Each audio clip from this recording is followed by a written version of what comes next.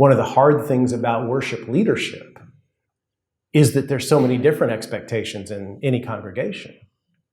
But not everybody, but many people come on Sunday mornings with a certain expectation of, this is what it's going to take for me to meet with God.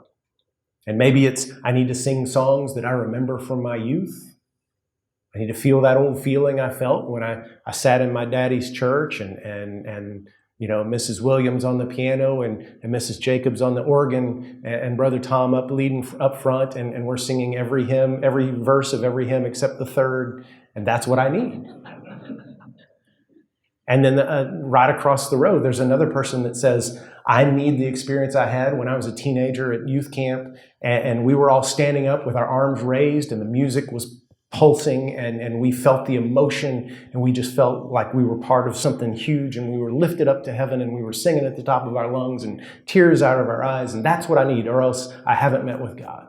And somebody else says, well, what I need is for that preacher to really speak to me, to touch my needs and answer my questions. Otherwise, I really haven't met with God.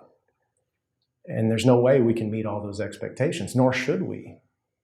We need to understand that God can work in any circumstance. God can work on a Sunday morning, can work on a Sunday morning when it doesn't seem like anything spectacular has happened. God can work on a Monday, Tuesday, Wednesday, Thursday, or Friday, or Saturday, too. It's not to take away from the importance of Sunday morning worship. It is to take away from the idea. And can we confess, ministers like me have fed into this with this, I guess, ministry arms race where, Second Baptist now, they have the big building and they've got the fog machine and the lights. And okay, so we need to get something even bigger, right? We fed into this.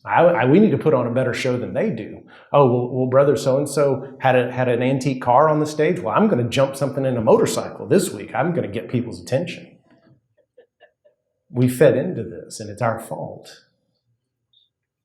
But we as Christians need to realize there's no experience you need except to get into the presence of God, to hear His word, to sing His praise, to surrender your heart to Him.